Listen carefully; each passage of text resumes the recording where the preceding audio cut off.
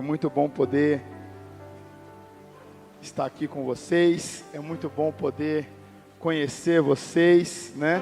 Já conhecia o Denilson aí, conheci ele em 2023, lá em Marília, e já escutava falar de vocês, do que Deus estava fazendo aqui nessa igreja, nessa cidade, e poder estar aqui hoje, sem sombra de dúvidas, é uma alegria muito grande, muito grande, muito grande. Bom, como o pastor Denilson falou, sou casado com a pastora Larissa, né, nós temos 3 filhos, e também tenho livros escritos, mas eu não trouxe nenhum. Falei para minha esposa que esses próximos 2 meses, eu ia nessas agendas que eu tenho com alguns amigos, né? Esses últimos anos o Senhor pediu para a gente ficar mais focado na nossa igreja. Nós estamos com 5 anos, né, de igreja, então nós plantamos lá, começamos com 12 pessoas lá em Bauru, e o Senhor tem nos dado aí a graça de crescimento. Certamente, acreditamos que nos próximos meses aí, vamos passar de 5.000 pessoas, temos um colégio, né, muitos batismos. No ano passado nós conseguimos aí batizar quase 380 pessoas, né? Então nós temos aí alcançado muitas e muitas pessoas para Jesus, tem sido muito especial. E a minha esposa, né, Deus deu a graça dela lançar esse livro aqui, ó, Multiforme e Amor.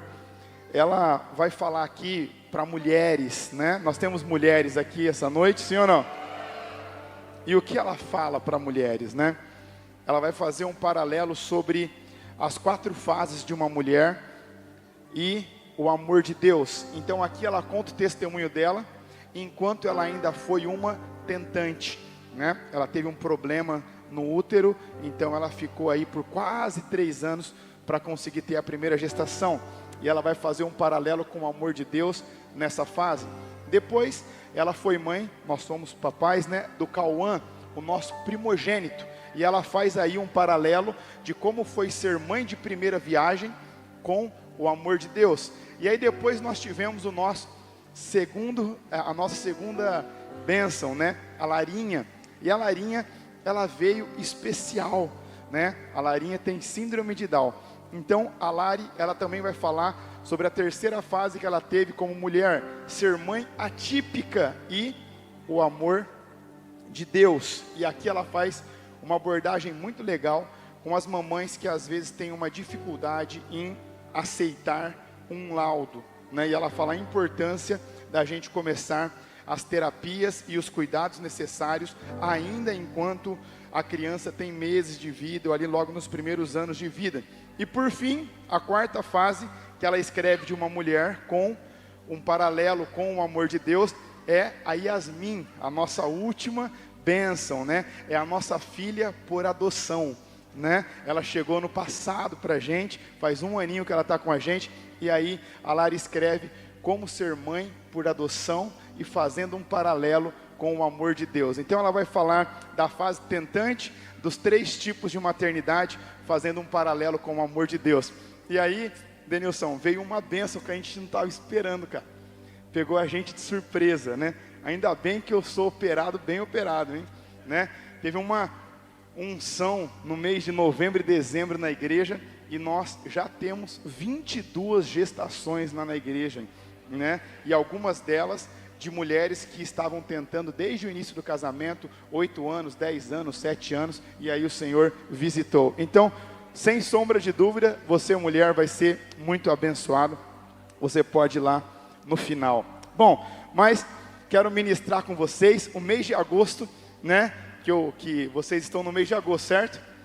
O mês de agosto é um mês muito especial, né? Porque é o mês que minha esposa nasceu, foi o mês que nós inauguramos o nosso projeto lá em Bauru, né? Então, eu acredito que agosto é um mês mais do que profético para mim, e eu tenho certeza que será para vocês também. Vocês estão preparados, sim ou não?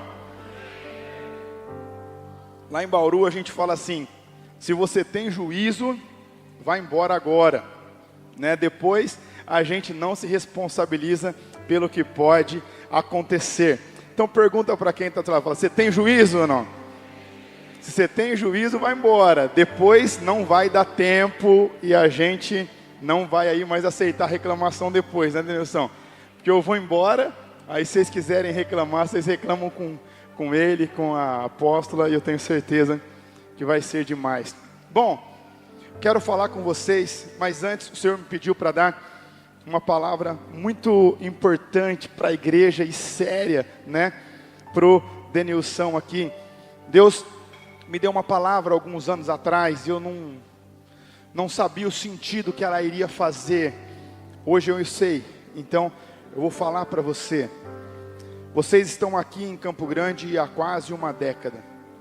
Ainda não completou uma década, mas vocês ainda estão nos primeiros anos daquilo que Deus vai fazer em vocês e através de vocês. Ou seja, espiritualmente falando, né? No reino de Deus, vocês ainda estão andando como uma criança. Vocês estão entrando ali na fase da pré-adolescência. E no Antigo Testamento, quando ouviu-se uma voz, uma mensagem de que o libertador estava a caminho, Faraó, ele se precavendo, ou melhor, pensando que estava se precavendo, ele solta um decreto. Ele fala assim: que seja morto todos os primogênitos hebreus. E aí nós sabemos a história que aconteceu com Moisés.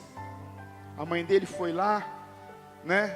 Eu não penso que isso foi uma inteligência humana. Com certeza o Espírito Santo estava ali agindo, né? Ela faz ali um cesto, sela ele com betume, coloca ele no riacho, ali às beiras do rio, e ela vai indo, porque ela sabia exatamente o horário que a filha de Faraó tomava banho. E aí, vocês sabem que, embora muitos foram mortos naquela ação, naquele decreto, Moisés, ele cresceu protegido e foi muito bem cuidado, até que ele crescesse e cumprisse o seu propósito como libertador do povo. E aí, os anos se passam, né? Vocês sabem que o Antigo Testamento, né? Ele é ali uma sombra do Novo, né? E aí, nós chegamos nos tempos de Jesus. E mais uma vez, começam a se espalhar as notícias. O Salvador virá. O Salvador está próximo. O Salvador está chegando. O Salvador está a caminho. E aí Herodes, não diferente de Faraó, ele tem uma ideia brilhante. O que ele faz? Ele solta um decreto. Qual é o decreto que ele solta? Nós precisamos matar todos os primogênitos de Belém. E aí José com Maria se escondem. Jesus nasce, cresce e cumpre o propósito. Por que eu estou falando isso para vocês? Porque no reino de Deus eu vi um decreto sendo escrito e feito contra vocês. Um decreto de morte. E a investida foi para matar. Porque vocês ainda eram pequenininhos no reino de Deus, mas já estavam incomodando só com a notícia. Mas Deus protegeu vocês da morte. Por quê? Porque depois que cresce, cumpre o propósito. E vocês não morreram. Vocês foram protegidos e escondidos. Nós só ouvimos os rumores, mas vocês estavam sendo incubados pela própria graça e presença de Deus. Por quê? Porque quando vocês estão caminhando para crescer, vocês certamente cumprirão o propósito que Deus tem para vocês aqui e a partir daqui. Então, eu quero que você que está aí no seu lugar, você pode fazer barulho para Jesus? Você acredita no que Deus está fazendo neste lugar? Você acredita para onde Deus vai empurrar vocês? Para onde Deus vai impulsionar vocês?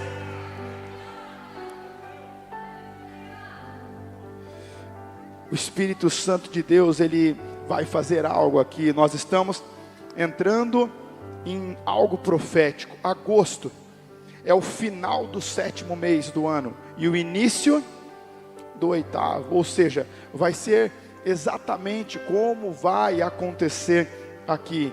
Ainda os resquícios, ainda talvez as últimas centelhas, talvez os últimos dardos, né? Nós vamos ter os últimos 7 meses de tormenta, mas o que o inimigo não sabe, o profeta Naum, no capítulo 1, verso 3, ele diz assim: o Senhor, ele é tardio em irar-se, mas grande em poder, e jamais inocente o culpado.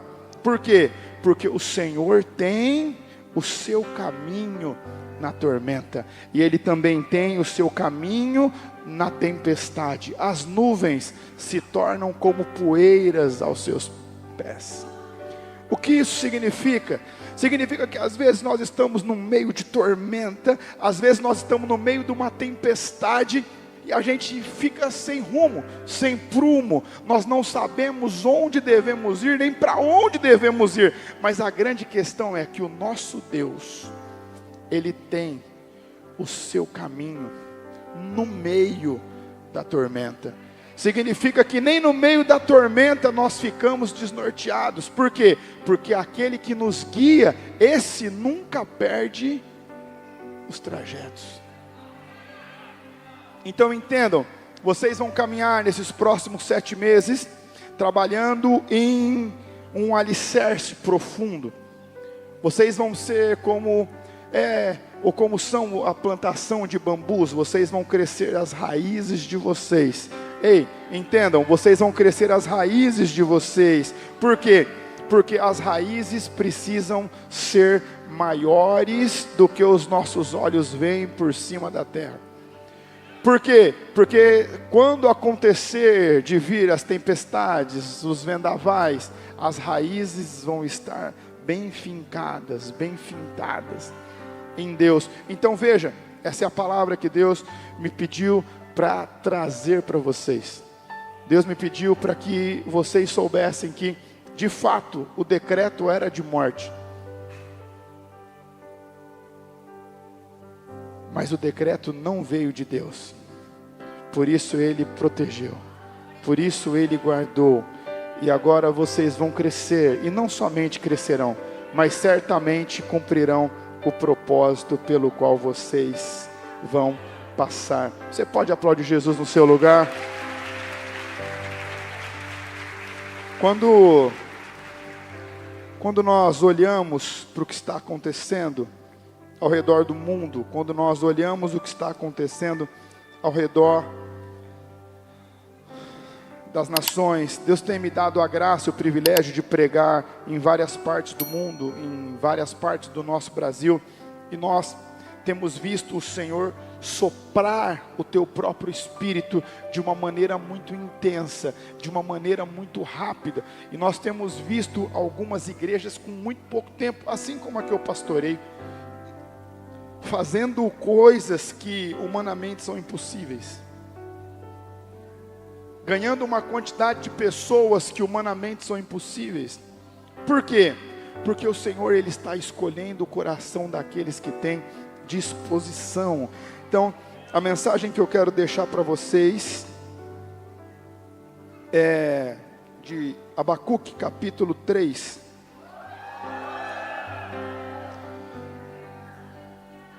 A palavra de Deus, ela diz assim: Senhor, eu ouvi falar da tua fama, eu tremo diante dos teus atos, Senhor.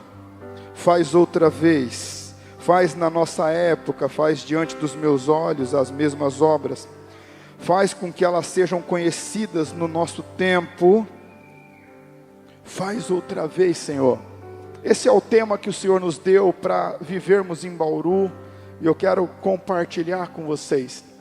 Eu sou um apaixonado por avivamento, eu sou um apaixonado pela história de avivamento. Eu estive agora, pastor Denilson, com o Ian. O Ian, ele é um dos pastores da Bethel. O Senhor me deu a oportunidade de participar da conversão dele, participar do casamento que ele tem com a Lívia. O Senhor me me fez pastorear ele por uns anos. E aí eu me mudei para Bauru e o Senhor mandou ele para a Califórnia. Ele foi despretensiosamente, ele achou que ele simplesmente ia fazer o BSSM presencial. Acabou que no final ele foi convidado para o projeto e hoje ele é um dos líderes do BSSM português. E jantei com eles algumas vezes nesses 10 dias que ele está no Brasil de férias. E ele falou algo muito sério, que os maiores críticos do avivamento que Deus vai fazer agora são aqueles que viveram o avivamento passado. Então entenda, se nós estamos falando de crítica, nós estamos falando que elas nunca acabaram, elas sempre estiveram presentes. A grande questão é que eu e você, nós temos que focar e entender o que o nosso Deus está fazendo, o que o nosso Deus está falando e para onde o nosso Deus está nos direcionando.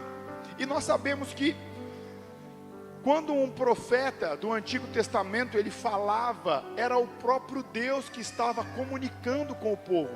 Por quê? Ele era o porta-voz de Deus para o povo, né? Nós sabemos que até Jesus padecer no madeiro e ressuscitar, o véu não tinha rasgado, ou seja, eu e você não tínhamos o livre acesso a Deus que nós temos hoje. Então, o que me chama a atenção aqui no profeta Abacuque é que ele faz uma oração que me deixa com uma pulga atrás da orelha. Observa o clamor dele. Ele fala assim: Senhor, veja que aqui não é Deus falando com o povo, é o profeta falando com Deus. Então aqui nós temos uma diferença na ordem do que era o atributo dele daquela época. E ele fala assim: Deus, nós sabemos quem o Senhor foi, nós sabemos o que o Senhor fez, nós conhecemos as tuas obras, nós sabemos do que o Senhor é capaz, nós conhecemos e nós trememos e tememos diante das obras que o Senhor fez. Mas o que eu quero te pedir e o que eu quero te suplicar nesse momento é: faz outra vez. Só que faz diante dos meus olhos, faz nos nossos dias, faz no nosso tempo. E isso me faz entender algo que eu e você precisamos fazer como cristão. Obviamente nós sabemos que a história, a Bíblia, ela está aí para que a gente saiba o que aconteceu. Mas obviamente eu e você, nós vivemos em Atos 29. Nós estamos escrevendo a história a partir de então, com as minhas e suas atitudes, com as minhas e suas escolhas. A grande questão é que eu me recuso a passar o resto da minha vida pregando e contando história de avivamentos que aconteceram. Eu me recuso simplesmente falar de um Deus que curou, de um Deus que libertou, de um Deus que construiu, de um Deus que permitiu a conquista, de um Deus que falou, de um Deus que derrotou os inimigos, de um Deus que salvou uma cidade inteira, de Deus que salvou um país inteiro. Por quê? Porque Ele é o nosso Deus hoje ainda. Então a nossa súplica é: Senhor, faz outra vez, mas faz em 2025. Faz em 2025, faz para os nossos olhos enxergarem o que o Senhor faz. Nós queremos ver, nós queremos enxergar, nós queremos contemplar o que o Senhor faz. Nós queremos contemplar o Teu poder, nós queremos contemplar a Tua manifestação no nosso meio. A grande questão é que eu e você podemos ter um ano sobrenatural, nós podemos ter um ano abençoado, mas nós podemos ter um ano onde é startado um avivamento nas nossas vidas. Existe algo que o dinheiro não consegue comprar. Existe algo que o nosso network não pode nos dar. É a manifestação do próprio Deus no meio do seu povo. Ele escolhe se manifestar onde Ele é desejado. Cavalheiro, sutil, educado, ele simplesmente se retira onde ele não é desejado. Veja que nós podemos estar num ambiente assim e a gente nem sabe o nome dessas pessoas. E é verdade, talvez não dá para conhecer todo mundo no meio de tanta gente, não é verdade? Mas a grande questão é que eu, sabendo que todos que estão aqui vieram para prestar um culto. Então acredito que todos aqui desejem a manifestação do Espírito Santo de Deus. E eu quero contar uma história para vocês em cima desse texto, de algo que aconteceu algumas centenas de anos, milhares de anos depois que o profeta Abacuque fez essa oração. Obviamente Deus, ele escuta, e com a sua glória ele cobre os céus, e ele responde e visita outra vez o povo de Israel. Só que aconteceu algo em de 1904 até 1914 aproximadamente, lá na famosa rua Azusa Street, e aconteceu algo que me fez viver o que eu vivo hoje, não quando eu fiquei sabendo do resultado disso, mas quando eu fiquei sabendo do que fez esse homem ter esse resultado. Nós sabíamos que infelizmente nessa época nós ainda vivíamos uma segregação racial muito forte, né? Então William Seymour, ele era filho de escravos, negro, cego de um olho. Em algumas versões da história fala que ele também mancava de uma perna. Em algumas versões só falam que ele era cego de um olho. Mas a grande questão é que, para piorar a situação, naquela época de uma pessoa negra, era que para você ser um escravo de valor, para você ser um escravo caro, para você ser um escravo reconhecido, você tinha que ter porte físico, você tinha que ter bons olhos. Por quê? Senão como é que você ia conseguir desempenhar a função pela qual você tinha sido comprado?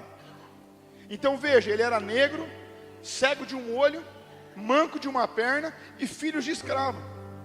Você, tenho certeza que você que é pai, que você que é mãe, quando você senta com seus filhos, você conta para eles as histórias da sua infância. Você conta para eles aquilo que você viveu, as coisas boas, as bagunças, as travessuras que você fez.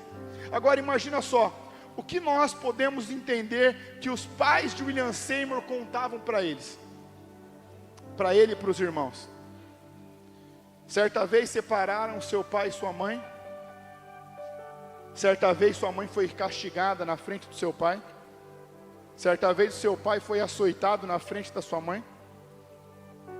Então observa que era um homem que não tinha perspectiva de vida, não tinha perspectiva de futuro, e ainda era deficiente.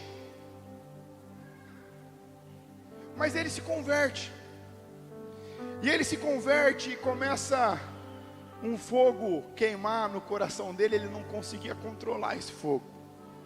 E aí ele chega na faculdade de Farm Fox, e ele chega e ele fala: eu quero fazer, como se fosse um curso bíblico. E eu fico pensando assim, imagina só, um cara que ele chega num lugar onde só tinha cristão. Ele devia ter esperança de alguma coisa. Não é possível que ele vai até lá só para estudo. Ele fala: eu vou estudar, eu vou aprender, mas sem sombra de dúvidas eu vou conhecer homens e mulheres de Deus. E aí ele é recebido, e eles falam: é claro que você pode estudar aqui, só tem uma condição. Qual condição?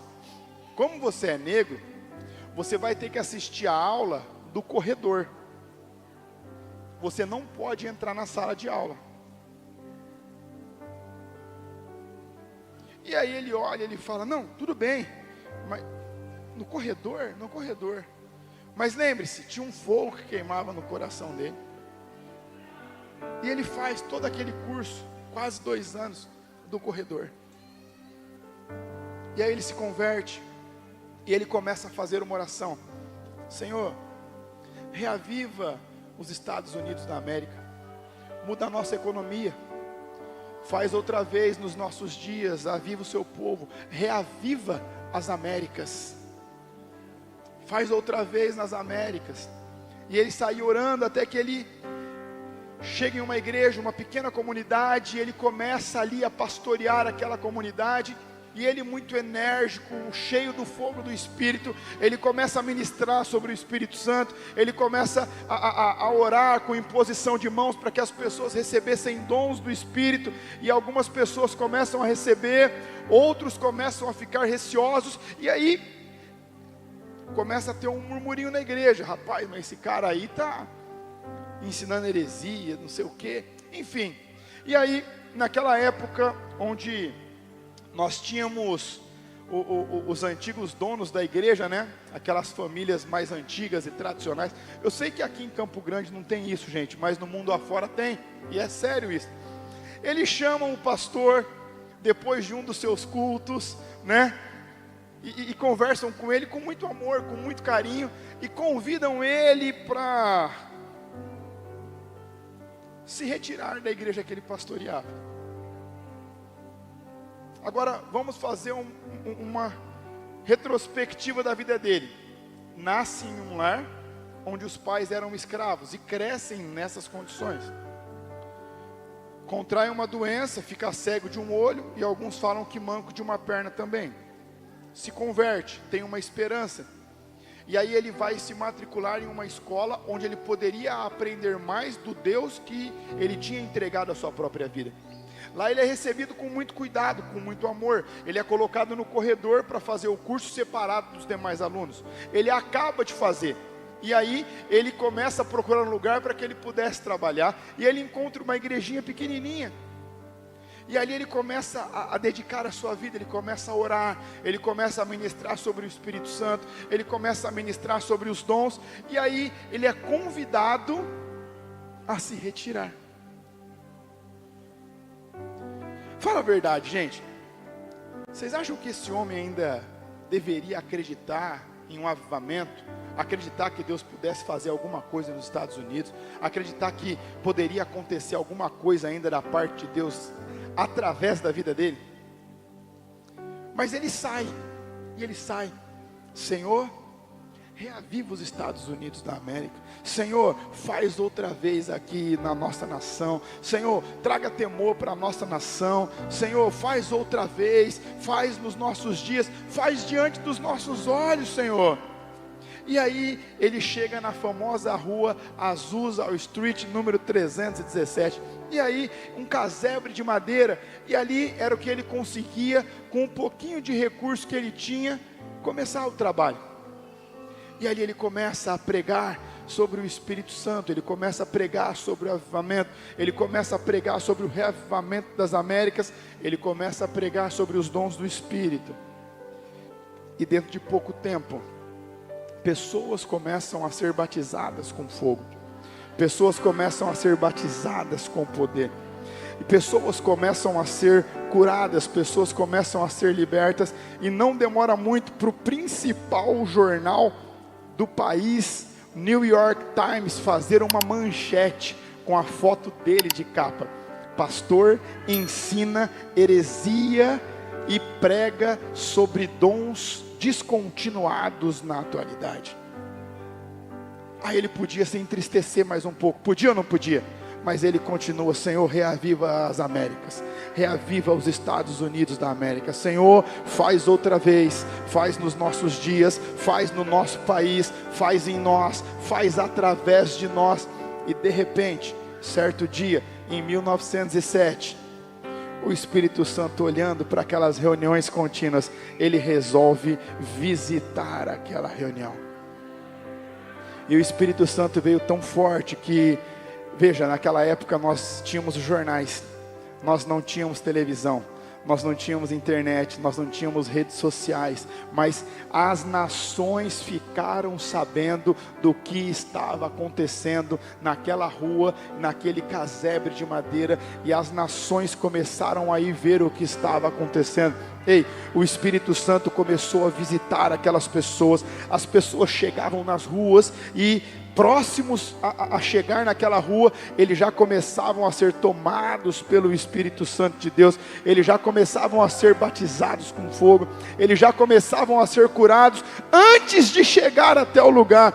A história diz que as crianças, veja, eu tenho uma tecnologia lá na igreja demais. É fumaça que vem de cima, fumaça que vem de baixo. Só que naquela época não tinha fumaça. E a história diz que as crianças brincavam de pique-esconde, se escondendo na densidade da presença de Deus, que parecia uma nuvem. Ei, vocês acreditam que o Espírito Santo pode visitar esse lugar? Você acredita que hoje vocês podem ver essas coisas? Vocês acreditam que Deus pode usar a sua vida? Não importa a sua história até aqui, não importa as suas dificuldades até aqui, não importa as pancadas que você tomou até aqui, não importa as suas derrotas até aqui, não importa as cicatrizes que a sua família deixou no seu legado anterior, mas veja, o Espírito Santo de Deus, se Ele te visitar, a sua vida nunca mais vai ser a mesma, nem das pessoas que você tiver contato. E o Espírito Santo paira naquele lugar, e ele começa a aumentar a sua presença, ele começa a aumentar a sua densidade. Naquele momento, ninguém tinha noção da dimensão do que estava acontecendo, mas Paul Yong-Chu, anos depois, ia ser influenciado por esse avivamento. John Robert, lá na África, ia ser influenciado por esse avivamento. Evans Robert tinha acabado de experimentar isso em Gales. Veja, o Espírito Santo tinha soprado com muita força lá. O Brasil, hoje, tem o reflexo do poder de Deus por causa desse avivamento. Ei, entenda, a história diz que do primeiro século, ali em Atos 1, quando o Espírito Santo veio sobre a igreja, em Atos 1 e 2, até 1900, nós tínhamos aproximadamente 500 milhões de cristãos. Em quase 2 milênios. E em menos de 100 anos depois desse avivamento, nós alcançamos mais de 600 milhões de pessoas para Jesus. Hoje nós temos quase 2 bilhões, mas veja o que eu estou falando para vocês. Um homem que tinha tudo para parar, um homem que tinha tudo para não continuar, ele continuou e ousou fazer essa oração: Senhor, reaviva as Américas, Senhor, reaviva os Estados Unidos, Senhor, faz outra vez aqui, faz outra vez nesse lugar, Senhor, nos visita outra vez, faz nos nossos dias, faz diante dos nossos olhos. E essa começou a ser a nossa oração, essa começou a ser a nossa oração. Por quê? Porque quando nós olhamos que um profeta faz isso, que outras pessoas fazem essa oração, ei, talvez vocês não sabem disso, mas Billy Graham, ainda quando era um garoto, tinha seus 16 anos de idade, eles foram fazer uma visita na casa de John Wesley. Estive lá ano passado, recentemente, e quando você sobe no último andar da casa, tem o quartinho de oração dele, e ele tinha ali uma almofada que ficava onde ele costumava passar horas e horas de joelho. Billy Graham, ainda um garotinho, um menino de 16 anos, fazendo um intercâmbio dos Estados Unidos para a Inglaterra. E aí o professor chama todos os alunos para voltar, vai no ônibus, conta, está faltando um aluno, ele volta, corre pela casa inteira, não acha ele no primeiro andar, não acha ele no segundo andar. São 4 andares, a casa é pequena, mas era construída para cima. E aí ele chega no quartinho de oração, e quando ele chega no quartinho de oração, Billy Graham está ajoelhado onde John Wesley se ajoelhava, e fazia uma única oração: Senhor, faz outra vez, Senhor, faz outra vez. Vocês acham que ele tinha noção do que Deus ia fazer nele e através dele depois daquele dia?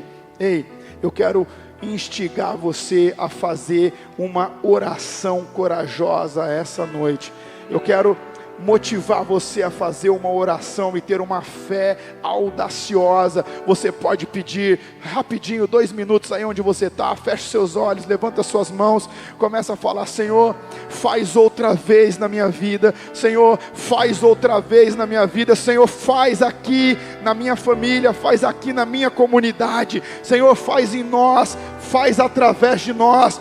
Você pode ir aí no seu lugar, se você fala em línguas, você pode começar aí no seu lugar a falar em outras línguas e falar: Espírito Santo, nos visita, Senhor, nós queremos viver um ano soberano, onde o Senhor vai nos direcionar, onde o Senhor vai nos guiar, onde os nossos planos serão os seus planos, onde nós pisarmos, o Senhor vai colocar o chão, onde nós falarmos, o Senhor vai sentenciar como decreto. Nós queremos experimentar um ano alinhado com o teu propósito.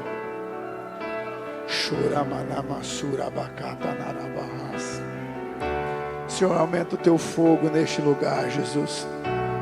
Aumenta, Senhor, o teu fogo neste lugar. Aumenta, Senhor, a tua manifestação.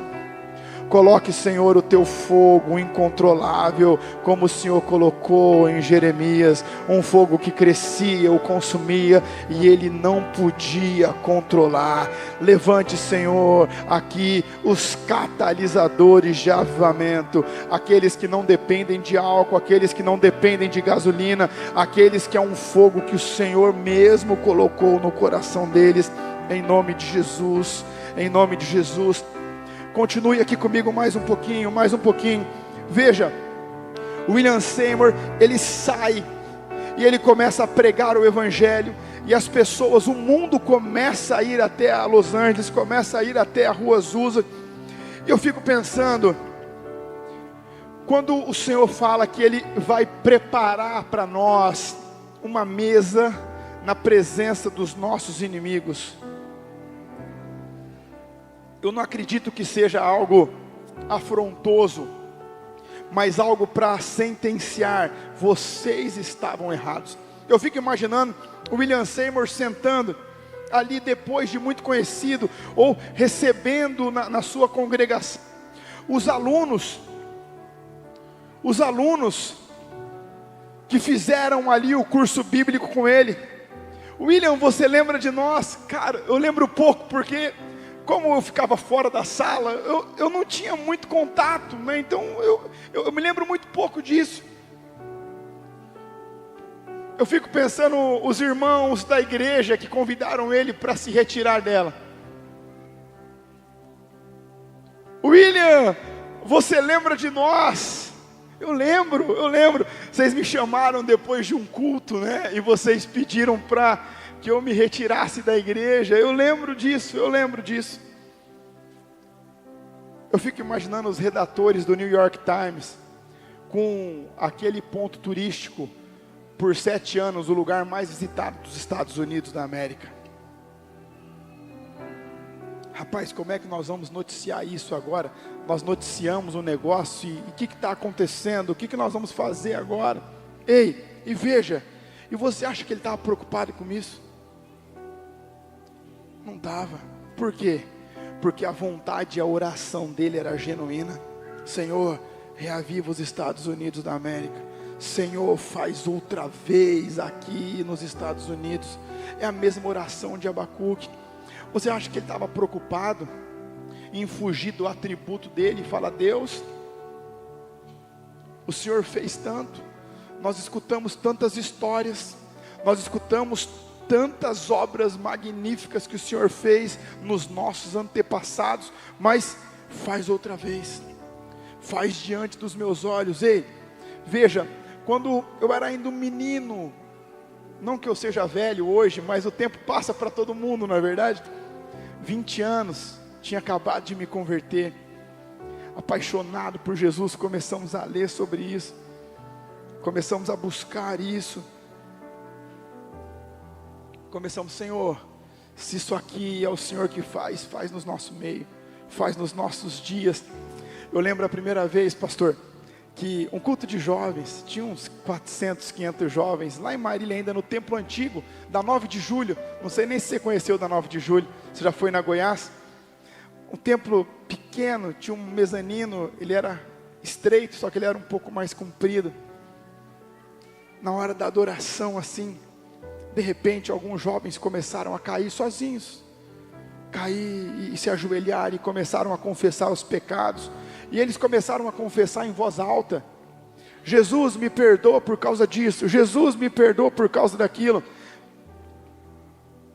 Aí chegaram alguns líderes do staff e falaram assim: pastor, tem algumas pessoas que desmaiaram, será que a gente precisa chamar o SAMU, precisa chamar o resgate, precisa fazer alguma coisa? tem outros dando risada, tem outros chorando.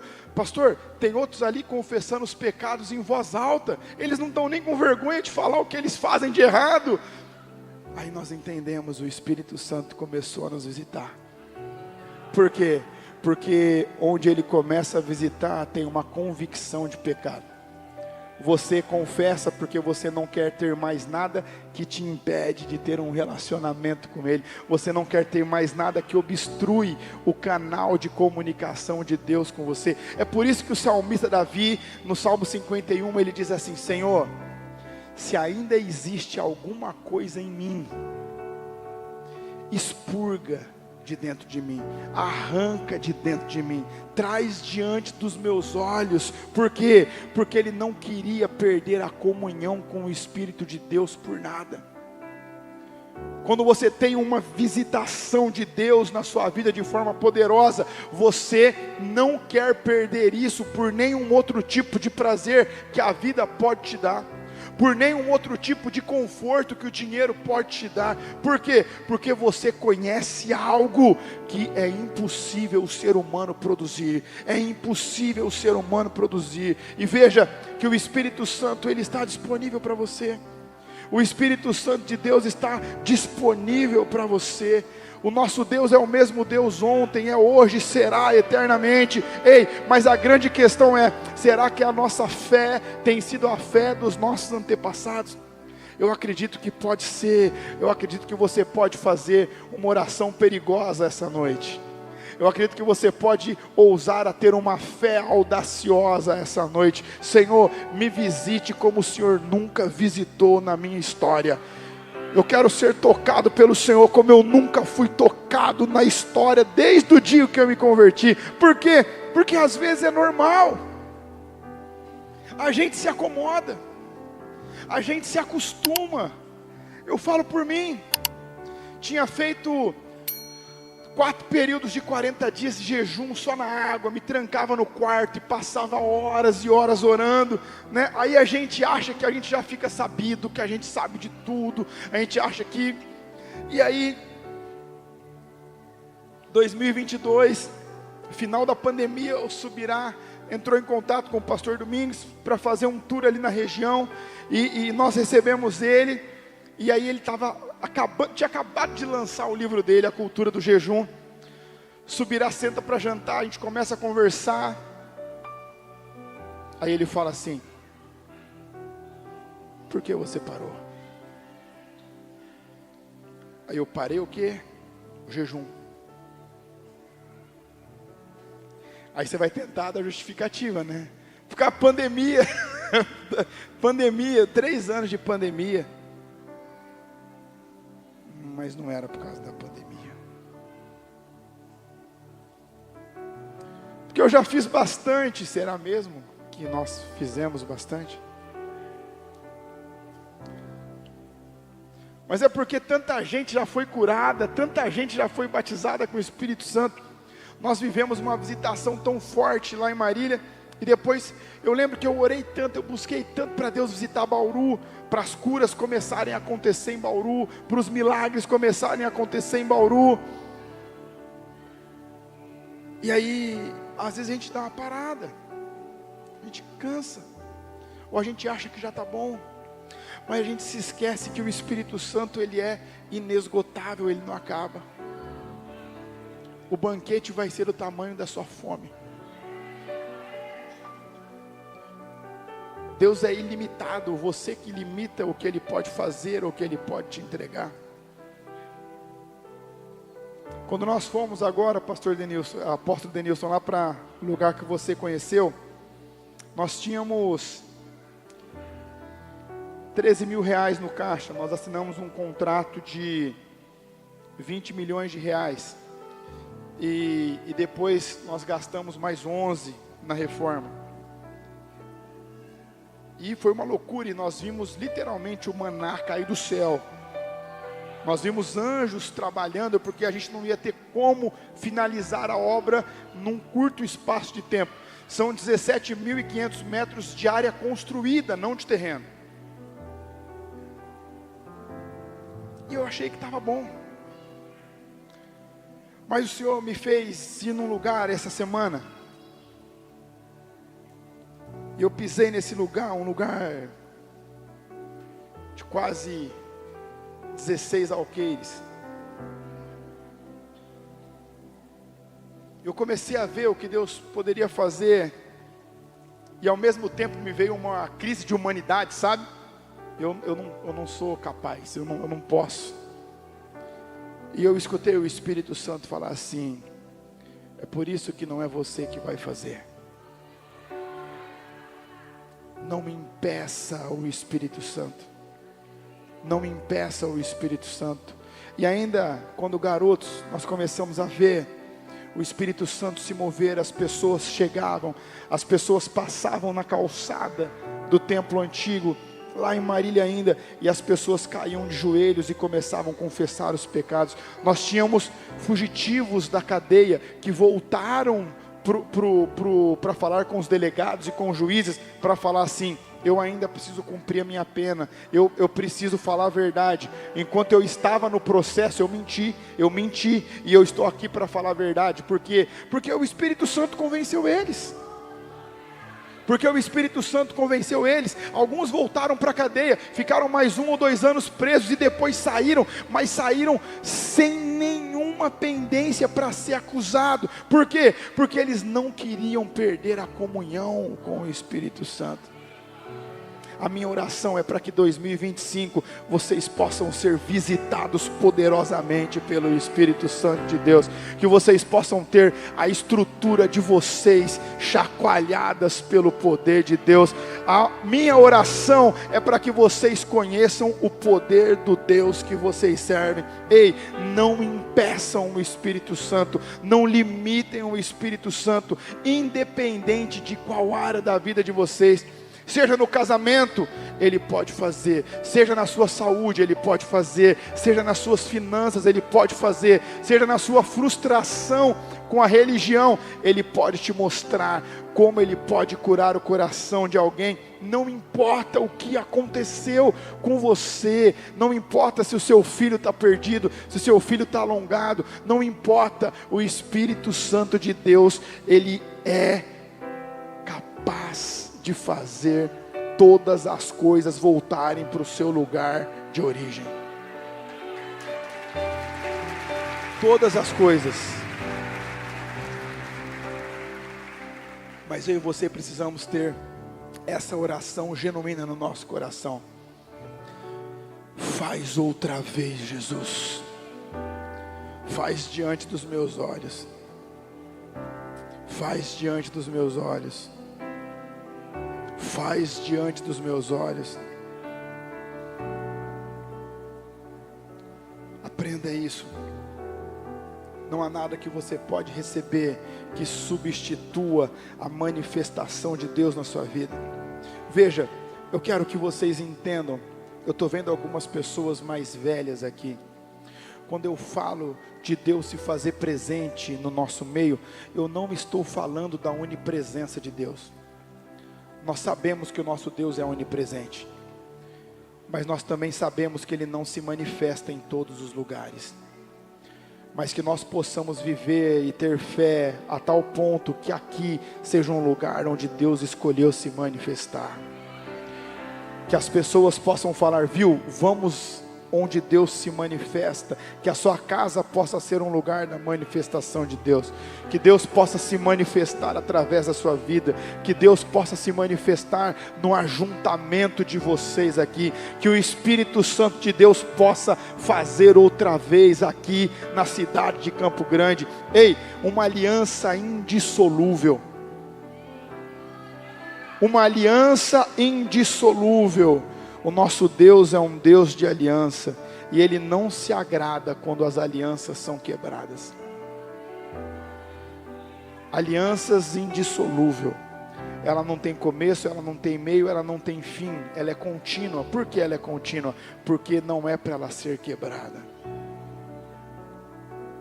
Deus se manifesta em lugar onde existe aliança. Deus se manifesta em um lugar onde existe unidade. Deus se manifesta em um lugar onde tem uma oração única, faz outra vez, Jesus, faz outra vez. Veja que Ele vai começar a usar a sua vida até quando as coisas parecem estar dando errado para vocês. Queria dar agora, recentemente, contar um testemunho recente que aconteceu comigo. Queria dar uma chuteira para o meu filho, uma chuteira Society, que dá para usar em campo e na quadra. E ele começou a se interessar por futebol, ver videozinho de bater pênalti, de bater falta. E ele falou: papai, eu quero essa chuteira, uma chuteira dourada da Adidas que o Messi está usando. Aí eu falei: filho, eu vou pedir para você então. E eu entrei nos sites, faltava 2 dias para o dia das crianças, agora em outubro, e eu falei: nossa, está com 5 dias de entrega. Enfim, eu falei: eu vou pedir, em último caso é melhor você dar 2 dias depois do que não dar, né? Já falei para ele que eu ia dar, pedi. E aí eu lembrei que eu tenho um líder, que ele trabalha em São Paulo, e eu liguei para ele, falei: cara, você está em São Paulo ainda? Já voltou? Estou aqui. Falei: cara, você não pode fazer um favor para mim? Passa numa loja aí, num shopping, compra a chuteira para mim, porque aqui em Bauru não tem esse modelo. Passei para ele, ele falou: pastor, aqui tem, eu vou comprar a hora que eu estiver saindo aqui do trabalho e eu levo para você. Eu falei: nossa, graças a Deus. Enfim, eu falei: amanhã eu entro e cancelo, né? Aqui eu pedi na internet, vai demorar 5 dias para chegar. Ele chegou de São Paulo, deixou na portaria do condomínio, eu peguei, fui trabalhar no outro dia cedo, esqueci de falar para minha secretária cancelar a venda online. E aí o pessoal da portaria do condomínio liga e fala assim: viu, chegou uma encomenda para você. Eu falei: encomenda? Eu falei: mas não estou esperando encomenda nenhuma. Bom, é encomenda no seu nome. Eu falei: bom, manda entregar então, depois eu pego. Eu falei: às vezes minha esposa pediu alguma coisa, né? Chego lá no final da tarde, o que tinha chego lá? A chuteira. Eu falei: nossa, não acredito, meu. Ficar com 2 chuteiras igual ainda. Chuteira não é barata. Falei: eu vou ter que ver se dá para devolver isso aqui agora. Peguei, pus no carro. E aí eu fui orar no outro dia de manhã, mas nada a ver com isso. Ter o meu tempo com Deus. E eu estava colocando uma situação, apóstolo, eu não sei, às vezes Deus ele brinca com o nosso senso de humor, né? E eu estou lá orando, tendo meu tempo a sós com Ele. Estou colocando uma situação da igreja, né? Uma situação séria, que nós precisávamos de uma decisão. E aí ele fala assim: viu, não devolve a chuteira não. Aí eu falei: que chuteira? Eu falei: a chuteira. Aí eu falei: Deus, estou orando aqui um negócio sério, estou abrindo meu coração, você está me falando de chuteira? Está de brincadeira comigo? Aí eu falei: mas eu vou ficar com 2? Ele: não.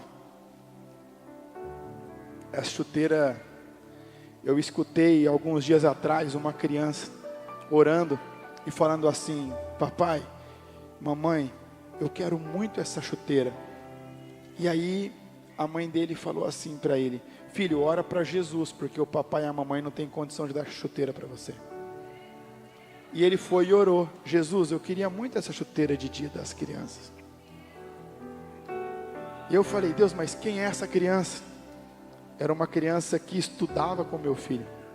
Não conhecia, não tinha relacionamento. Contei para minha esposa chama a mãe dele. O pai dele vem no final do dia para pegar ele. E aí nós damos a caixa de sapato para ele ver. A hora que ela abre, ela trava e começa a chorar e entrega para ele.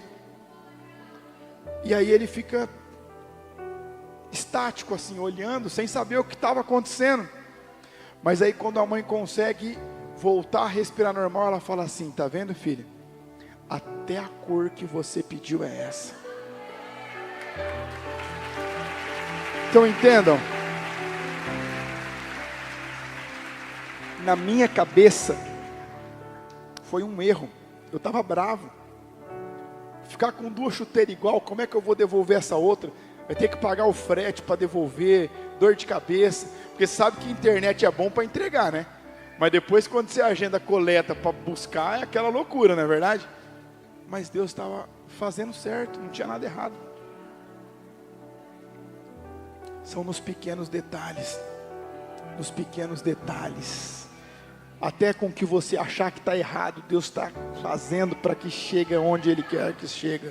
Lá no seu trabalho, na sua escola, não importa, na sua casa, Deus, não sei o que está acontecendo, parece que eu estou sendo expulso do meu prédio, parece que eu estou sendo expulso da minha casa, parece que eu estou sendo expulso do meu trabalho. Ei, calma, ao invés de você, Deus, é o Senhor que está me direcionando para outro lugar, que o Senhor quer me ensinar com isso. Eu quero estar alinhado com o Senhor nesse próximo ano. Eu quero estar alinhado com o Senhor nesse próximo ano. Ei, por que o fulano não fala mais comigo? Ei, presta atenção. Talvez Deus está mudando as pessoas que vão se assentar com você à mesa em 2025. Ei, talvez Deus está colocando você em um novo nível de relacionamento. Ei, talvez as pessoas que caminharam com você até aqui, elas não podem caminhar com você a partir daqui. Mas veja o que eu vou falar para vocês. Às vezes a gente tem uma mania de querer, mas é porque... Não, às vezes a pessoa é boa, não tem nada de errado com ela, nem com você. Simplesmente o time deu. A partir desse ano vai ser outras pessoas e está tudo bem. E está tudo bem. Porque você precisa entender que na sua vida tem pessoas que vão permanecer nela do começo ao fim, mas tem pessoas que vai ser só por um período. Tem pessoas que vai ser só por um período. Nem todo mundo vai caminhar com você até o final. Ei, preste atenção, fale para o Espírito Santo, fale com o Espírito Santo. Às vezes você tem tantos sonhos, tantos projetos, e aí, ao invés de você apresentar para Deus, que é o que a Bíblia ensina para nós, você quer contar para pessoas que elas são as que mais querem que isso não aconteça com você. Chorar com quem chora é fácil, mas se alegrar com quem está feliz é muito difícil.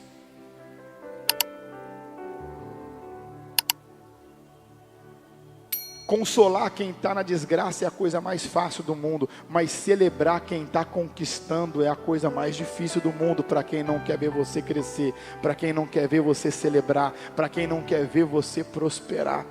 Ele fala, puxa, eu queria estar te consolando pela desgraça que sua vida era, mas eu estou tendo que ver o que Deus está fazendo através de você, e eu não consigo celebrar com você. Então veja, avivamento, ele tira e coloca pessoas do seu caminho também. Tira e coloca pessoas do seu caminho também.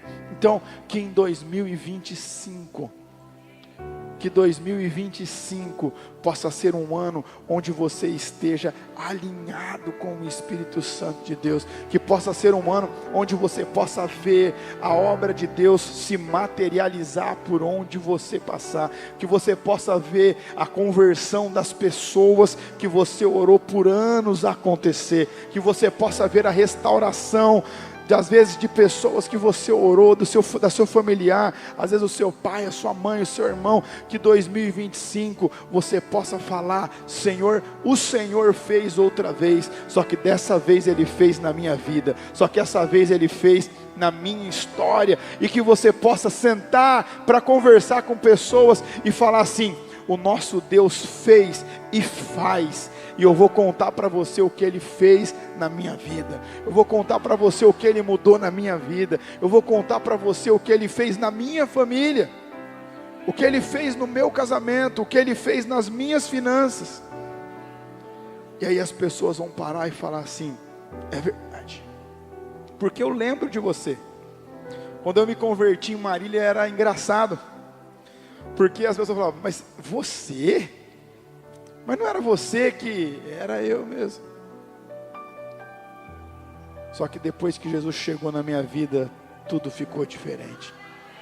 Tudo ficou diferente, tudo ficou diferente. Então entenda, você não precisa se justificar, mas o seu casamento... Mas o seu vizinho, sabe? Mas rapaz, eu lembro às vezes eu ficava pensando que eu ia ter que chamar a polícia lá, porque eu não sabia se um ia matar o outro. O seu casamento está essa bênção? Como é? O que aconteceu nesse casamento? Aí você vai falar, senta aqui que eu vou te contar. Ver você prosperando, ver você crescendo. Mas rapaz, eu via você, o seu carro acabando a gasolina direto, você já andava até com um galãozinho para pegar no pó. Cara, era assim mesmo. Mas depois que Jesus chegou,